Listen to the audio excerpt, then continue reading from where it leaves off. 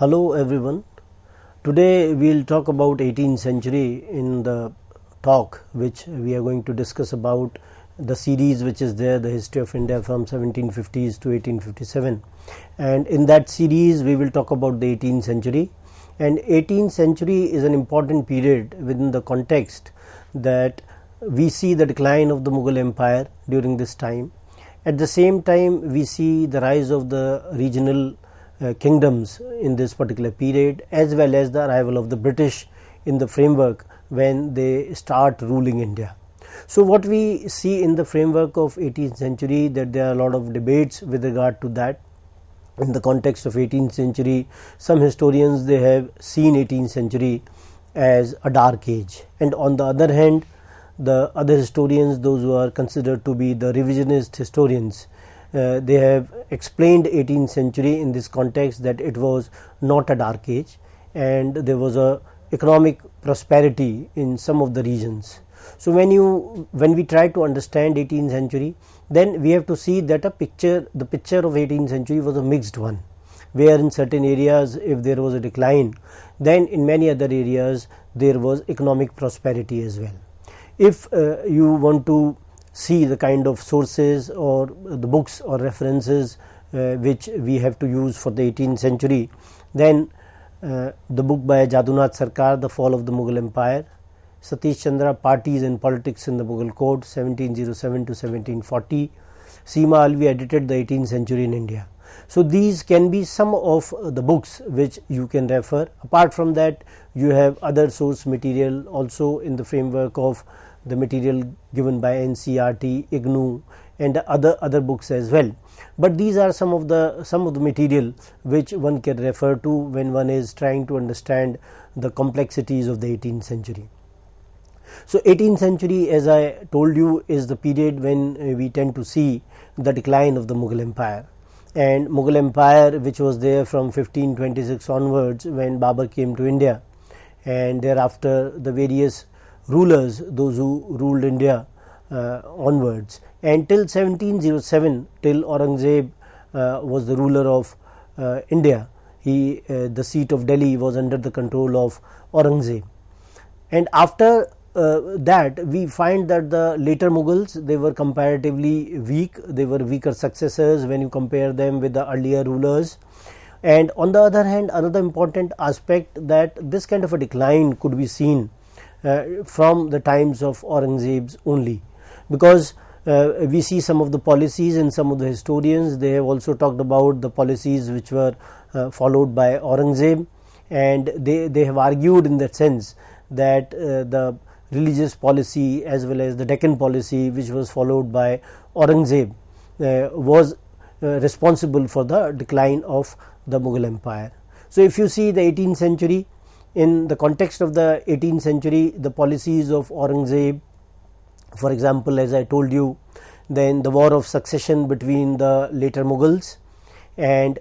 later Mughals, those who were the weak rulers, when you compare them with the earlier rulers, those who were comparatively more successful in terms of their implementation of the policy, and the invasions from other parts like from the northwest. And if you see the invasions in the framework of Nadir Shah as well as Ahmad Shah Abdali, and how they weakened the empire. And apart from that, what we also see is that the regional kingdoms in that sense, that how the governors of some of the regions like Bengal, Awadh and Hyderabad, all of them they suggested that in a way they wanted their own independence. And the confederate power structure of the Marathas, for example, if you see that the Marathas and their power structure which was there, and how these Marathas, they were able to secure some kind of a control. Apart from that, the decay of the army as well as the factionalism. So these were some of the important factors when you see in the context of the decline of the Mughals. And in that particular framework, when you see the policies of Aurangzeb, as I told you, Jadunath Sarkar, for example, talks about the Deccan policy as well as the religious policy which was followed by Aurangzeb. and he says that how the policies of Aurangzeb in the framework of the destruction of the temples, the imposition of jizya on people, and at the same time the murder of Guru Tegh Bahadur. So all these factors, when they are seen in the framework of policy of Aurangzeb, then they were not very tolerant in the context of towards the Hindus. So this was one aspect which has been seen by Jadunath Sarkar. Apart from that, Jadunath Sarkar has also talked in the framework of the Deccan policy, that how when Aurangzeb, when he went to Deccan and he spent nearly 25 years, 1/4 of his time in Deccan itself in terms of fighting the various regions. So what we tend to see, or what we tend to find in that context, is that the empire got weakened, and when the empire got weakened in terms of that how the bureaucracy and the other people, those who were associated with the empire, they were fighting against the they were not able to in a way support the empire the way in which the ruler would have done it, as the earlier rulers they did when they were there in Delhi. So this kind of a thing in terms of created some kind of economic bankruptcy, and the breakdown of administration also takes place. So these were some of the factors in the context when Aurangzeb he went to Deccan in terms of carrying out his campaigns. If you see other scholars like S.R. Sharma and Ishwari Prasad, and they have also tried to see the decline of the Mughals in the framework of the religious policy of the rulers, that how the religious policy which was followed by the rulers, it led to the decline of the Mughal empire, and some of the issues with regard to Aurangzeb, that how he was not a tolerant ruler, and the way he treated Hindus in terms of imposition of jizya, and the way he treated the Sikh Guru. So all these factors, they were in a way responsible for creating such a situation that the Hindu elements, they were not in support of, many of the Hindu elements were not in favor of supporting Aurangzeb, and that is how we see that some of the peasant rebellions, the Jats, the Satnamis, the Sikhs, etc., those who rebelled in certain quarters, it was seen as some sort of a Hindu reaction, that how Hindus they were in a way reacting against Aurangzeb. If we also see other kinds of historiography, for example Satish Chandra, he talks in the framework of the institutions of Mansab and Jagir, that how they were responsible for the fiscal crisis of the late 17th century, and how it also created the Jagirdari crisis, and this Jagirdari crisis in a way led to the process of the imperial collapse. So what we find during this idea which is given by Satish Chandra, he is trying to find the structural flaws, the kind of flaws which came within the institutions like Mansab as well as Jagir, and how their functioning was very crucial to the Mughal empire, and if such kind of institutions which kept the Mughal empire in good stead in earlier times, but what happened during this period, that these kind of institutions, because of the problems which came in the functioning of these institutions, and this led to a crisis in terms of paucity or shortage of Jagirs, and some of the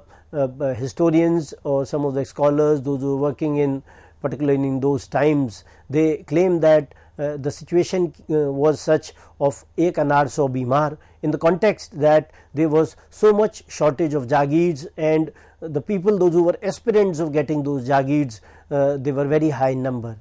So this kind of a situation also led to the decline of the Mughal empire. Some of the historians like Irfan Habib, he talks about the high rate of land revenue which was demanded by the Mughals,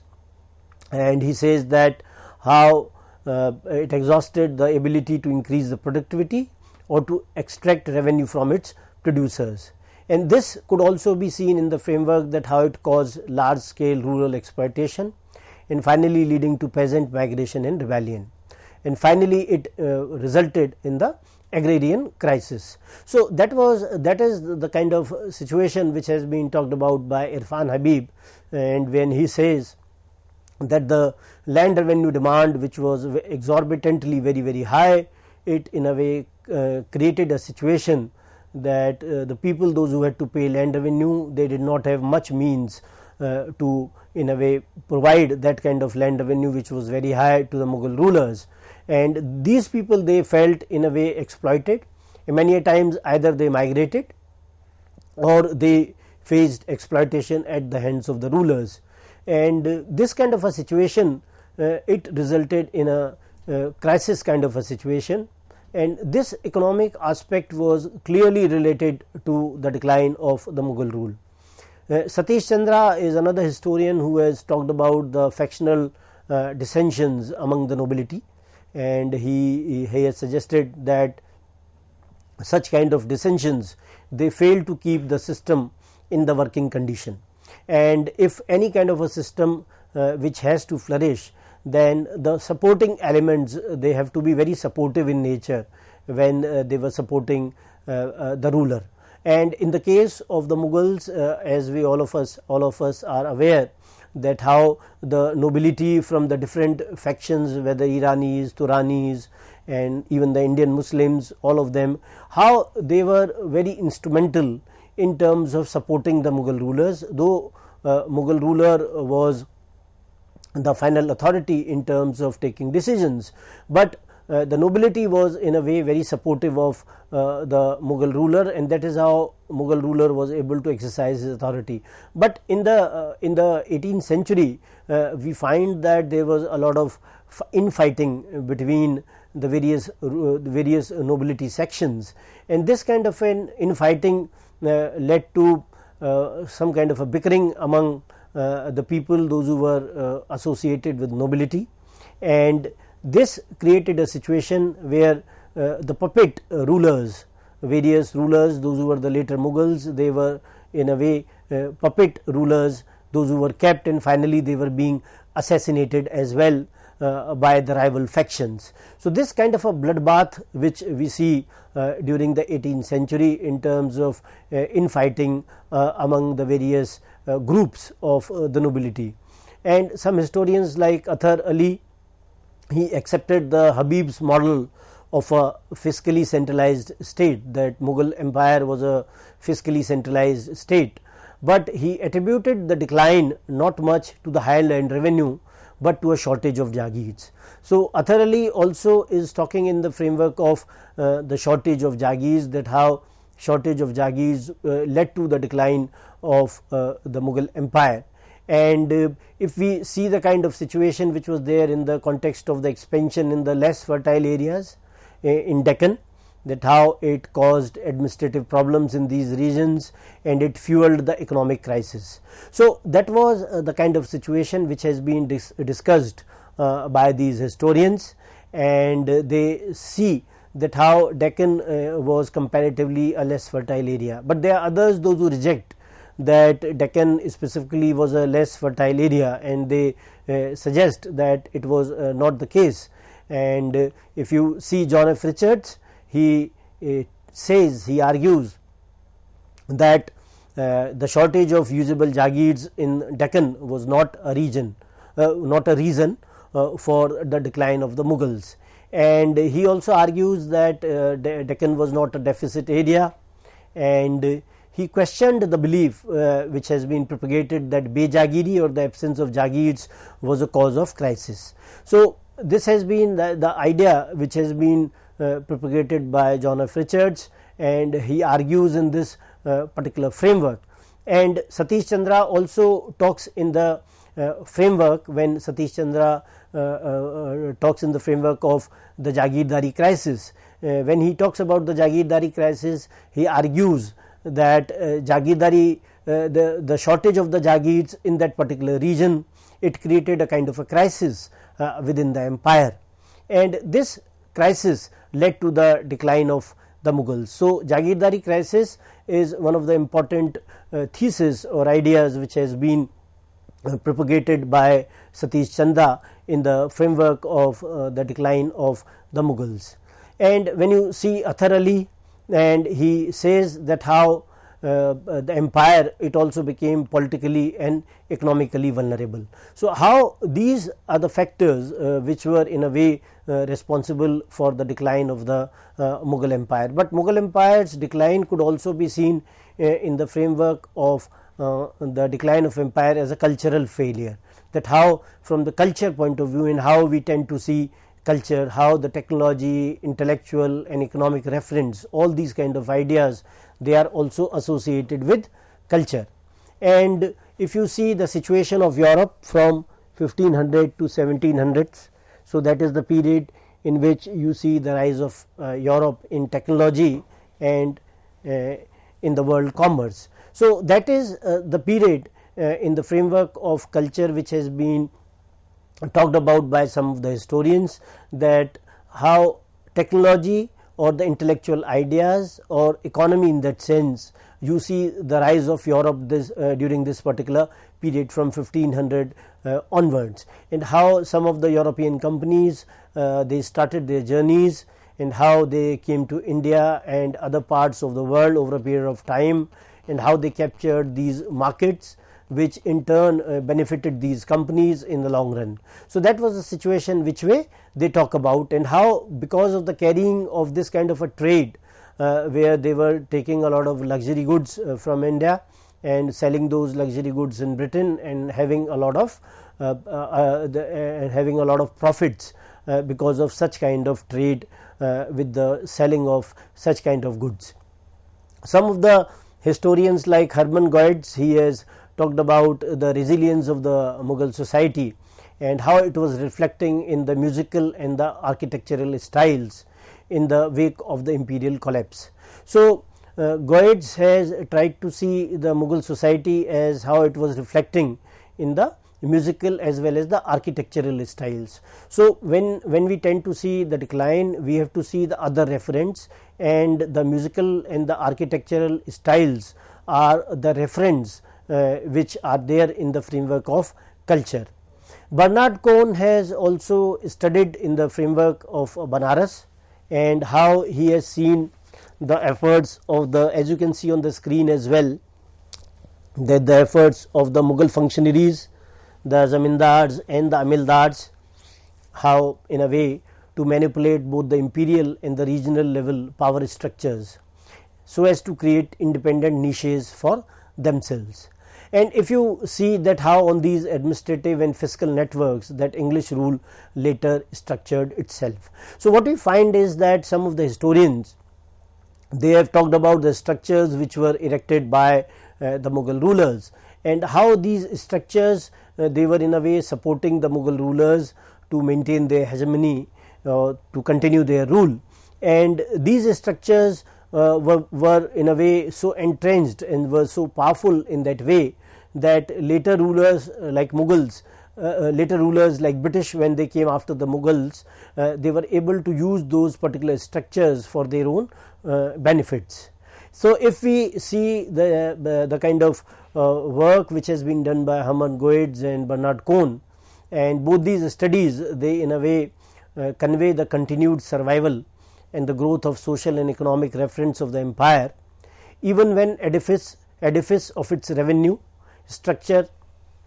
had collapsed. So when you see it in the framework of the economic structure, that the revenue extraction structure, it collapsed, even then the empire in a way survived, and the other factors like architecture, music, fiscal institutions, social groups, all of them, they emerged as new fulcrums of regional state building. So these were some of the things which have been talked about by both these historians, and we can also make out or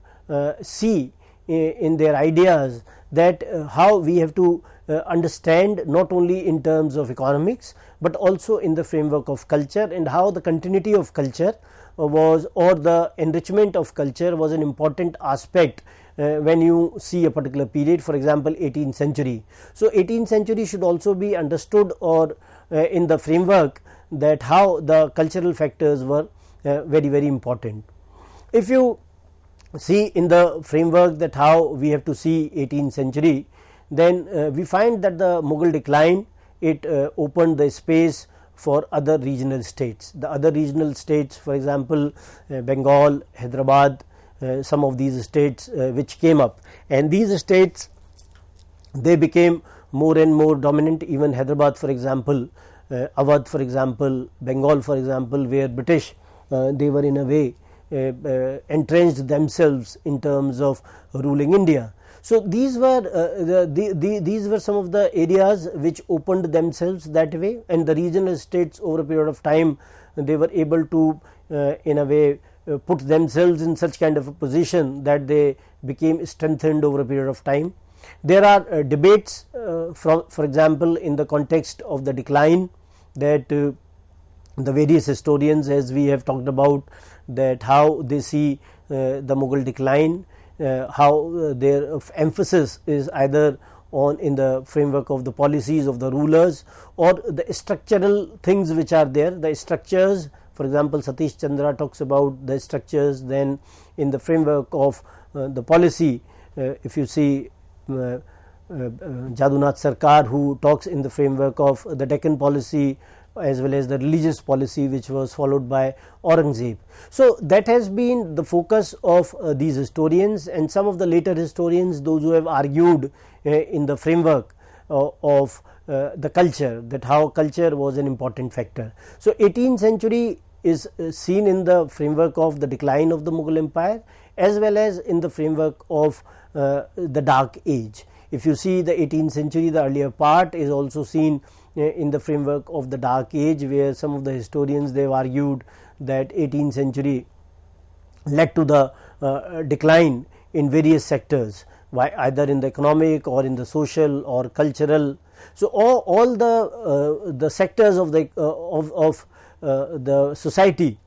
all these sectors, all these spheres, they witnessed a lot of decline in various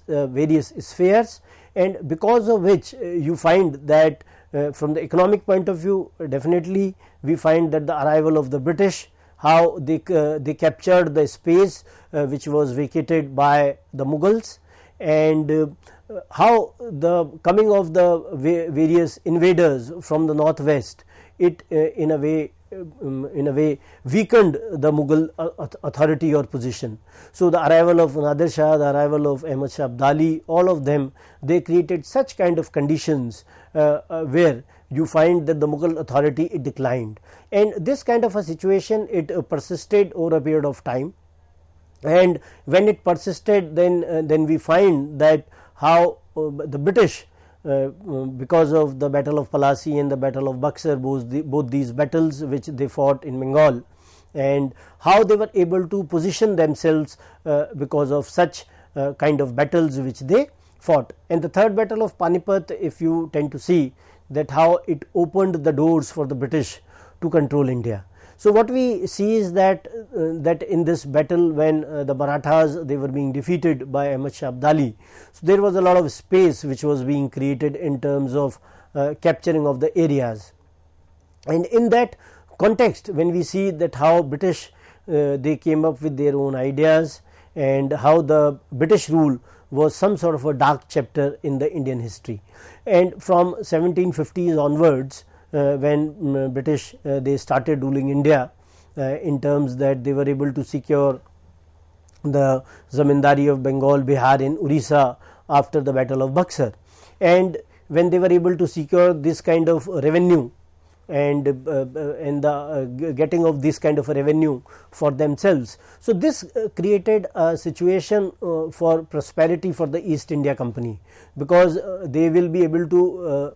take the revenue for themselves, they will use this revenue for their own investments, and when they will use this money or this revenue for the investments, then they do not have to borrow any kind of money, any kind of bullion from Britain. So it in a way strengthened their position, and how with this revenue they were able to support some of the rulers in terms of claim of their kingdoms, and because of which they were able to maintain a lot of armies, and how armies they were recruited by the British. So that is a period when in the second half of the 18th century, when Britain East India Company, they start to entrench themselves in the Indian affairs. But 18th century as a dark age has been debated by the historians in the framework of as a dark age, and the revisionist historians like Tapan Rai Chaudhary, Christopher Bailey, etc. They have seen it as a period when you find the kind of prosperity. So 18th century is a period in that way where a lot of activities are happening in India, where an empire declined, which was an entrenched empire in Indian psyche even, and the arrival of the British and the establishment of the colonial rule or the British rule also begins during this period. So I would like to end this discussion here, and we will continue further. Thank you very much.